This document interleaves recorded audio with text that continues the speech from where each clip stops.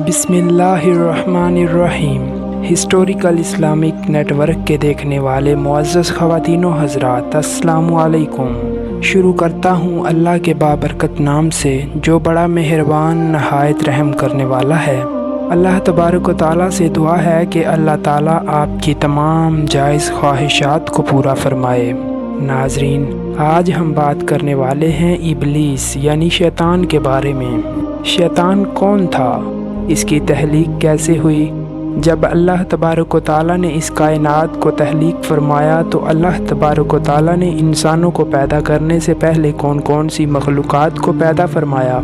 इस रूह ज़मीन पर इंसान से पहले कौन कौन सी मखलूक़ात रहा करती थी? और इंसानों के अज़ली दुश्मन शैतान को कैसे पैदा किया गया? इसके माँ बाप कौन थे?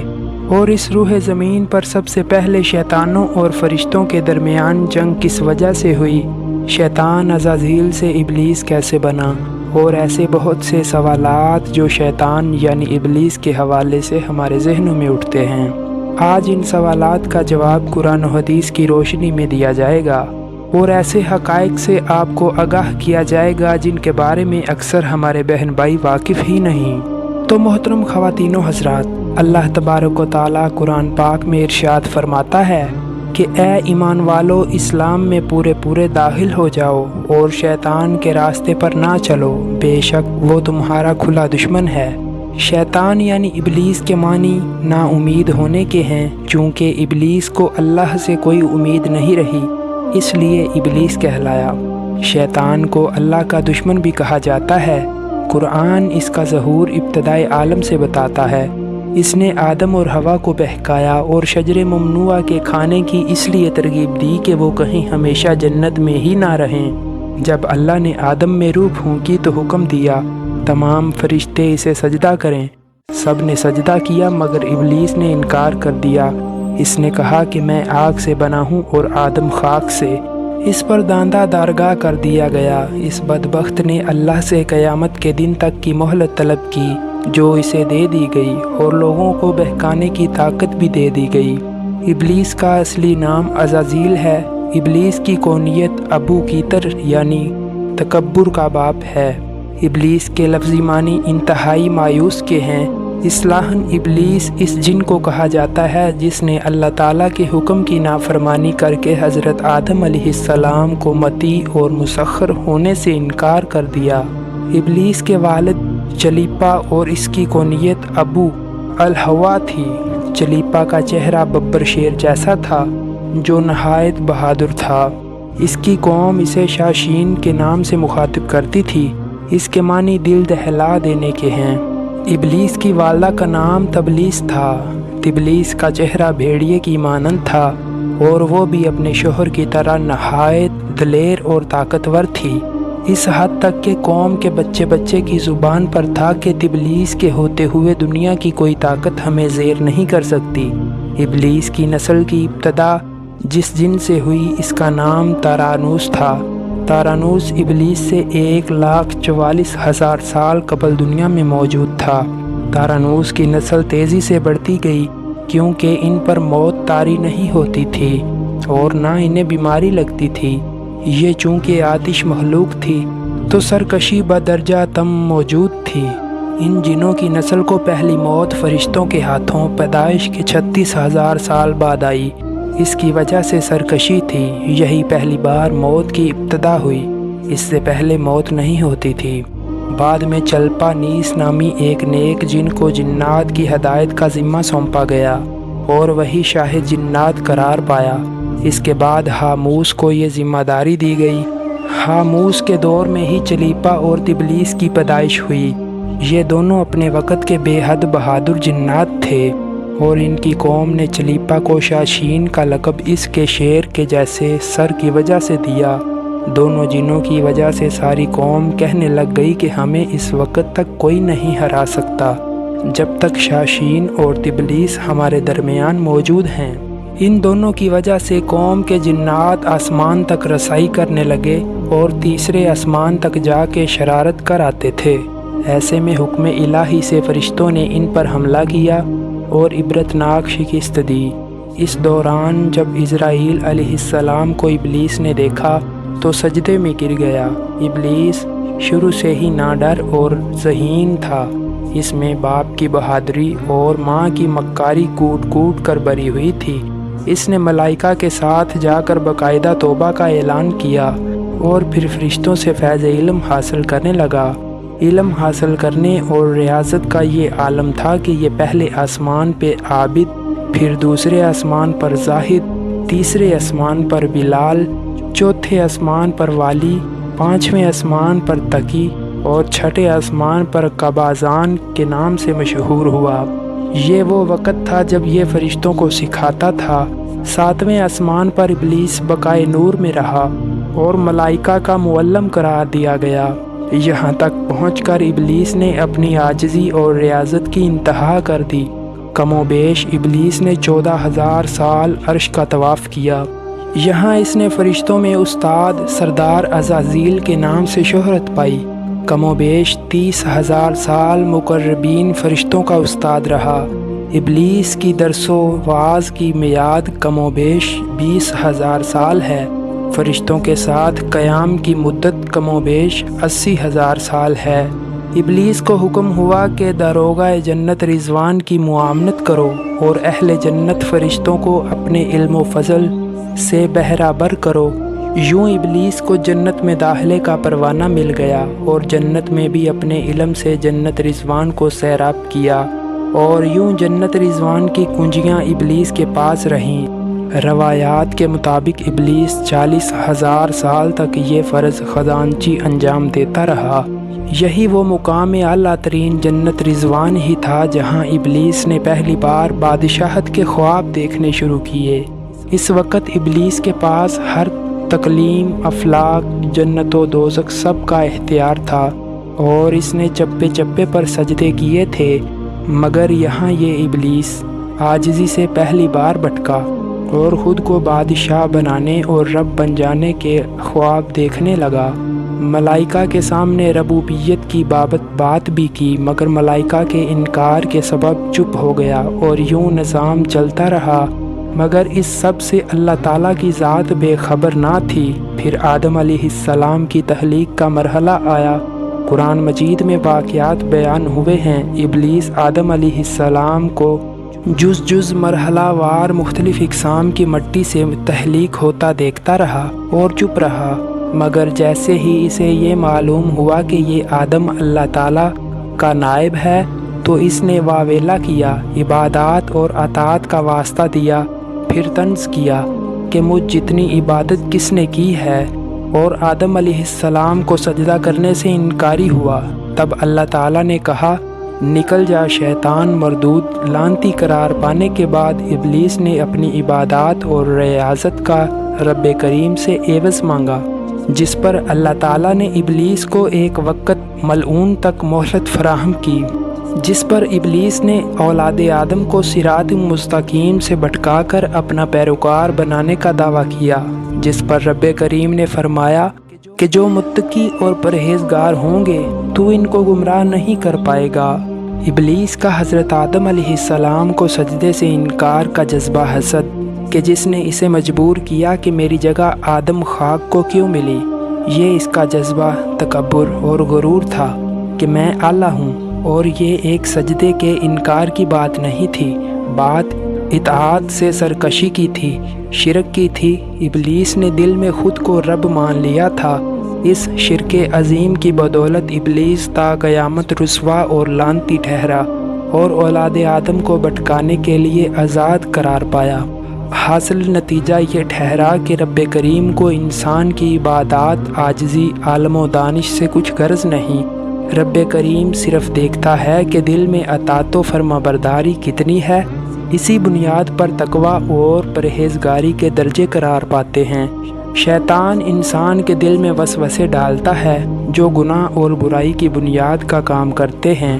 شیطان شرک کی دعوت کو عام کرتا ہے، الحادی افکار و نظریات کی ترویج کرتا ہے، اللہ تعالیٰ پر بہتان باندھنے کی ترغیب دیتا ہے، انسان کو اللہ کے ذکر سے غافل کرتا ہے، انسان کو طاغوت کا پیروکار بناتا ہے اللہ کی اطاعت و فرما برداری سے بیگانہ کرتا ہے، نماز اور عبادات میں سستی پیدا کرتا ہے، اعمال بد کو مزین بنا کر پیش کرتا ہے، ہر گناہ کو معمولی بنا کر پیش کرتا ہے، فضول خرچی، چغلی، غیبت اور الزام و بہتان جیسی معاشرتی برائیوں کو فروغ دیتا ہے، خاندانوں میں بگاڑ پیدا کرتا ہے، انسان کو فقیری کا خوف دلاتا ہے، بات بات پر غصہ دلاتا ہے، نفرتوں اور قدرتوں کے بیچ بوتا ہے۔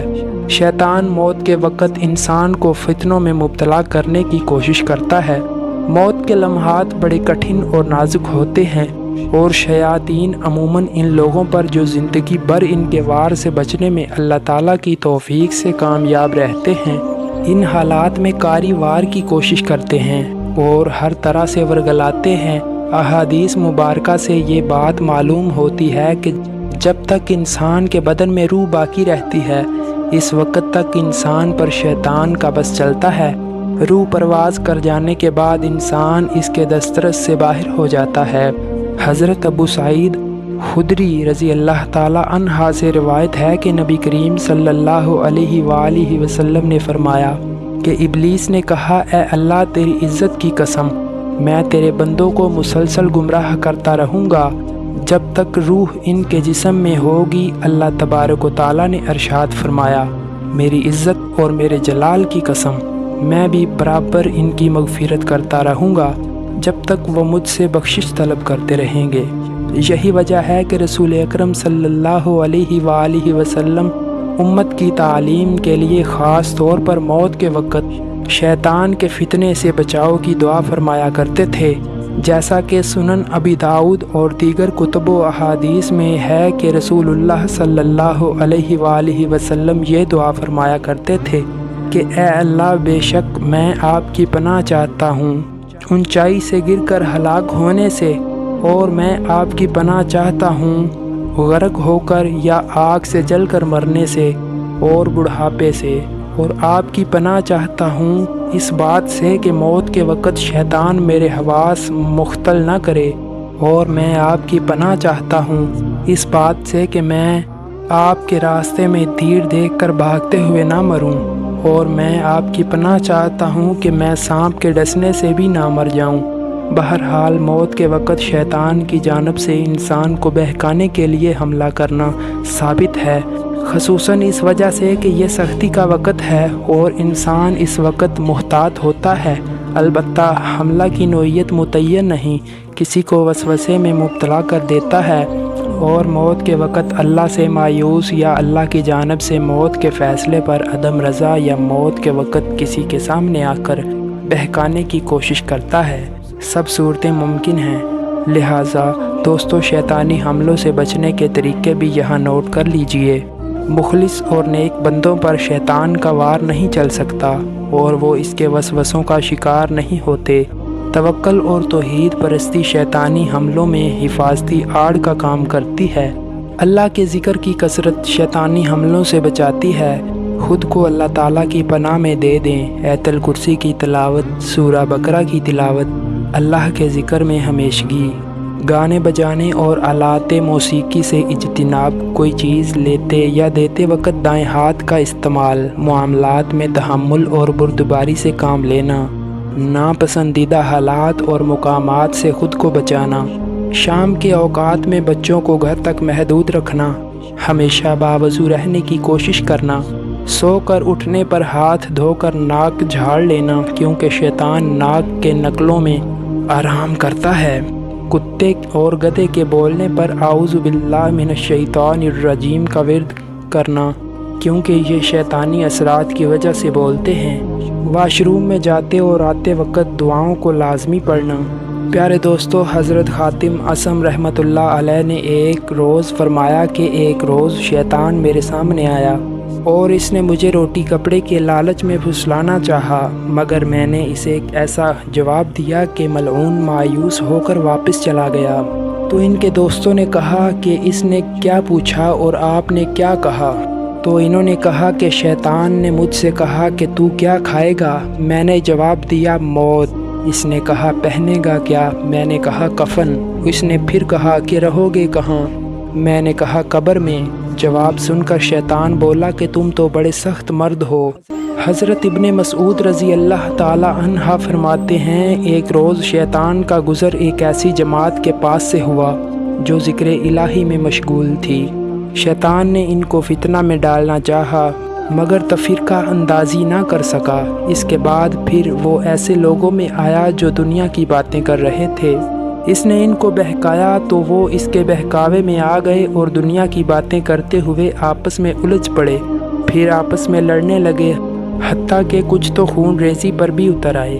یہ صورتحال ذکر الہی کرنے والوں نے دیکھی تو وہ ان میں بچ بچاؤ کرتے کرتے خود بھی آپس میں لڑنے لگے اور ان میں بھی لڑائی ہو گئی۔ مولانا روم فرماتے ہیں کہ ایک شخص مسجد میں نماز ادا کرنے کے لیے اندھیری رات میں گھر سے نکلا۔ اندھیرے کی وجہ سے ٹھوکر لگی اور وہ منہ کے بل کیچڑ میں گر گیا۔ کیچڑ سے اٹھ کر وہ گھر واپس گیا اور لباس تبدیل کر کے دوبارہ مسجد کی طرف چل دیا۔ ابھی چند قدم ہی چلا تھا کہ دوبارہ ٹھوکر لگی اور وہ دوبارہ کیچڑ میں گر گیا۔ کیچڑ سے اٹھ کر وہ ایک بار پھر گھر واپس گیا اور لباس تبدیل کر کے مسجد جانے کے لیے دوبارہ گھر سے نکل آیا۔ گھر کے دروازے پر اسے ایک شخص ملا جو اپنے ہاتھ میں ایک روشن چراغ تھامے ہوئے تھا۔ چراغ والا شخص چپ چاپ نمازی کے آگے آگے مسجد کی طرف چل دیا۔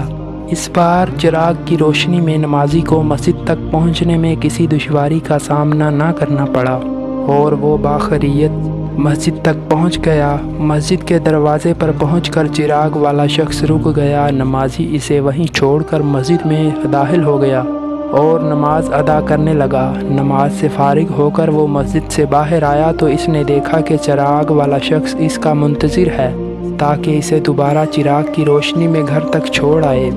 جب نمازی گھر پہنچ گیا تو نمازی نے اس اجنبی سے پوچھا کہ آپ کون ہیں؟ اجنبی بولا سچ بتاؤں تو میں ابلیس ہوں۔ نمازی کی حیرت کی انتہا نہ رہی۔ اس نے پوچھا کہ تجھے تو میری نماز رہ جانے پر خوشی ہونی چاہیے، پھر تو چراغ کی روشنی میں مجھے مسجد تک کیوں لایا؟ ابلیس نے جواب دیا جب تجھے پہلی ٹھوکر لگی تو اللہ نے تیرے تمام عمر کے گناہ معاف فرما دیے، اور جب تجھے دوسری ٹھوکر لگی تو تیرے سارے خاندان کو بخش دیا۔ مجھے فکر ہوئی کہ اب اگر تو ٹھوکر کھا کر گر گیا تو کہیں اللہ تیرے سارے گاؤں کی مغفرت نہ فرما دے، اس لیے چراغ لے کر آیا ہوں کہ تو بغیر گرے مسجد تک پہنچ جائے۔ پیارے دوستو، اس طرح شیطان کی چالوں سے متعلق مولانا رومی کی ایک اور دلچسپ بات آپ کے ساتھ شیئر کر کے بات کو ختم کرتا ہوں۔ صدیوں پہلے کسی بزرگ کی شیطان سے ملاقات ہو گئی۔